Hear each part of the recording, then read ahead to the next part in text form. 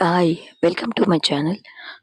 ಇವತ್ತು ನಾನು ಸಿಂಪಲ್ ಆಗಿ ಆಲೂ ಮತ್ತೆ ಬೀನ್ಸ್ ಕರಿ ಮಾಡೋದನ್ನ ಹೇಗೆ ಅಂತ ತೋರಿಸ್ತಾ ಇದ್ದೀನಿ. ಇದು ನಿಮ್ಗೆ ಇಷ್ಟ ಆಗಿದ್ರೆ ಪ್ಲೀಸ್ ಲೈಕ್ ಮಾಡಿ, ಶೇರ್ ಮಾಡಿ, ಕಮೆಂಟ್ ಮಾಡಿ, ಹಾಗೆ ಪಕ್ಕದಲ್ಲಿರೋ ಬೆಲ್ ಐಕನ್ ಕೂಡ ಪ್ರೆಸ್ ಮಾಡಿ.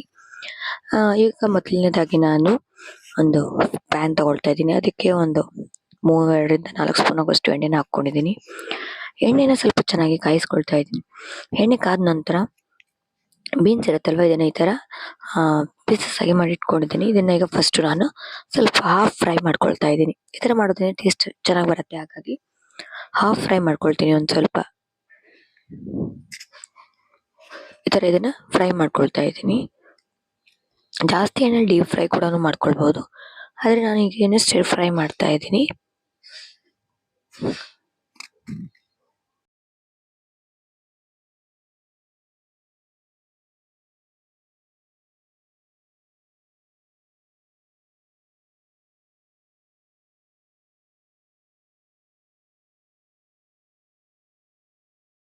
ಇದೀಗ ಫ್ರೈ ಆಗಿರೋದು ಸಾಕು. ಇದನ್ನ ನಾನು ಒಂದು ಪಾತ್ರೆಗೆ ರಿಮೂವ್ ಮಾಡಿ ಇಟ್ಕೊಳ್ತಾ ಇದ್ದೀನಿ. ಆ ಎಣ್ಣೆ ಇರುತ್ತಲ್ವಾ, ಅದೇ ಎಣ್ಣೆಗೆ ನಾನು ಈಗ 1 ಸ್ಪೂನ್ ಆಗುವಷ್ಟು ಜೀರಿಗೆನ ಹಾಕೊಳ್ತಾ ಇದ್ದೀನಿ. ಹಾಗೇನೆ ಒಂದು ಬ್ಯಾಡಗಿ ಮೆಣಸನ್ನು 2 ಪೀಸ್ ಮಾಡಿ ಹಾಕೊಂಡಿದ್ದೀನಿ. ಹಾಗೇನೆ ಒಂದ್ ಸ್ವಲ್ಪ ಚಕ್ಕೆ ಹಾಕೊಳ್ತಾ ಇದ್ದೀನಿ. ಹಾಗೆ ಇದನ್ನ ಫಸ್ಟ್ ಫ್ರೈ ಮಾಡ್ಕೊಳ್ತೀನಿ. ಫ್ರೈ ಮಾಡ್ಕೊಂಡಾದ ನಂತರ ಇದಕ್ಕೆ ಪೇಸ್ಟ್ ಆಗಿ ಟೊಮೆಟೊ, ಶುಂಠಿ ಮತ್ತೆ ಒಂದು ಹಸಿಮೆಣಸನ್ನ ಹಾಕಿ ಪೇಸ್ಟ್ ಅನ್ನ ಮಾಡಿ ಇಟ್ಕೊಂಡಿದ್ದೆ.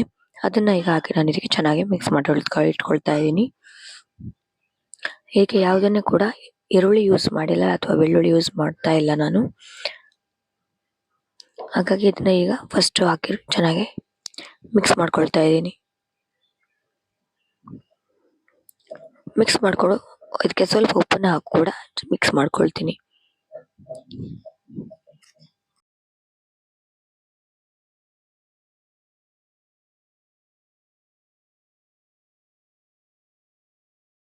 ಇದಕ್ಕೆ ಈಗ ನಾನು ಮಸಾಲೆನ ಹಾಕೊಳ್ತಾ ಇದ್ದೀನಿ.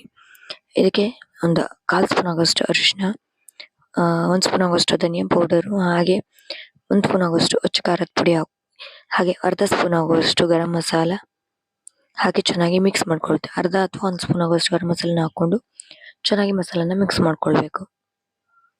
ಮಸಾಲಾನ ಮಿಕ್ಸ್ ಮಾಡ್ಕೊಂಡು ಈ ತರ ತಿಕ್ಕಾಗೋ ತನಕನೂ ಕೂಡ ಇದನ್ನ ಚೆನ್ನಾಗಿ ಗ್ರೇವಿನ ಮಿಕ್ಸ್ ಮಾಡ್ಕೊಳ್ತಾ ಇರಬೇಕು.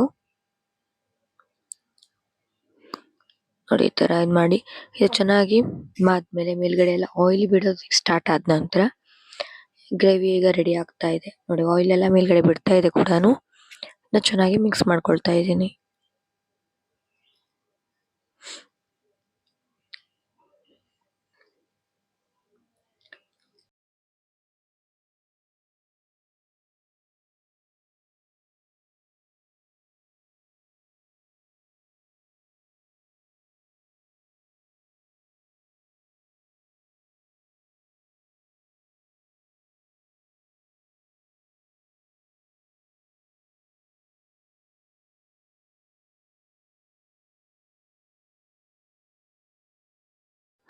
ಇದೀಗ ಗ್ರೇವಿ ರೆಡಿ ಆಗಿದೆ. ಇದಕ್ಕೆ ನಾವು ನೀರನ್ನ ಹಾಕೊಂಡು ಅಡ್ಜಸ್ಟ್ ಮಾಡ್ಕೊಳ್ಬೇಕು, ಎಷ್ಟು ಬೇಕು ಅಂತ ಹೇಳಿ.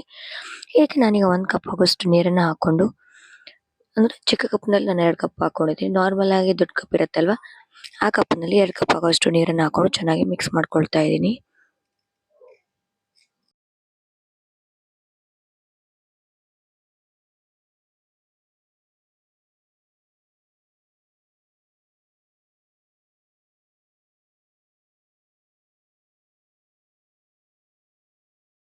ಒಂದು ಕುದಿ ಬಂದ ನಂತರ ಆಲೂನ ನಾನು 2 ಆಲೂನ ಬಾಯ್ಲ್ ಮಾಡಿ ಇಟ್ಕೊಂಡಿರೋದನ್ನ ಈ ತರ ಪೀಸ್ ಮಾಡಿ ಹಾಕೊಂಡಿದ್ದೀನಿ.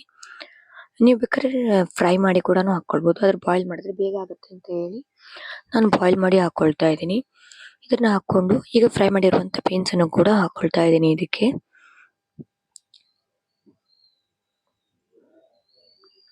ಇದನ್ನ ಹಾಕಿ ಚೆನ್ನಾಗಿ ಮಿಕ್ಸ್ ಮಾಡ್ಕೊಳ್ತೀನಿ.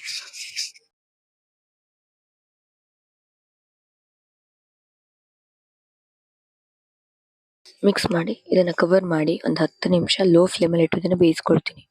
ಯಾಕಂದ್ರೆ ಹೈ ಫ್ಲೇಮಲ್ಲಿ ಇಟ್ಟರೆ ಬೇಗ ತಳ ಹಿಡಿದ್ಬಿಡುತ್ತೆ. ಲೋ ಫ್ಲೇಮಲ್ಲಿ ಇಟ್ಟರೆ ಚೆನ್ನಾಗಿ ಮಸಾಲ ಇದಾಗುತ್ತೆ. ನೋಡಿ ಚೆನ್ನಾಗಿ ಕುದೀತಾ ಇದೆ ಕೂಡ. ಇದನ್ನಿಗೆ ಚೆನ್ನಾಗಿ ಮಿಕ್ಸ್ ಮಾಡ್ಕೊಳ್ತೀನಿ.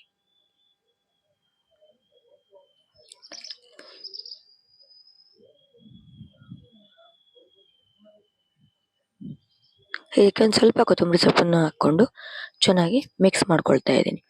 ಈಗ ಆಲೂ ಬೀನ್ಸ್ ಕರಿ ರೆಡಿ ಆಗಿದೆ. ಇದು ನಿಮ್ಗೆ ಇಷ್ಟ ಆಗಿದ್ರೆ ಪ್ಲೀಸ್ ಲೈಕ್ ಮಾಡಿ, ಶೇರ್ ಮಾಡಿ, ಕಮೆಂಟ್ ಮಾಡಿ. ನನ್ನ ಚಾನಲ್ ಸಬ್ಸ್ಕ್ರೈಬ್ ಆಗೋದನ್ನ ಮಾತ್ರ ಮರಿಬೇಡಿ. Thank you.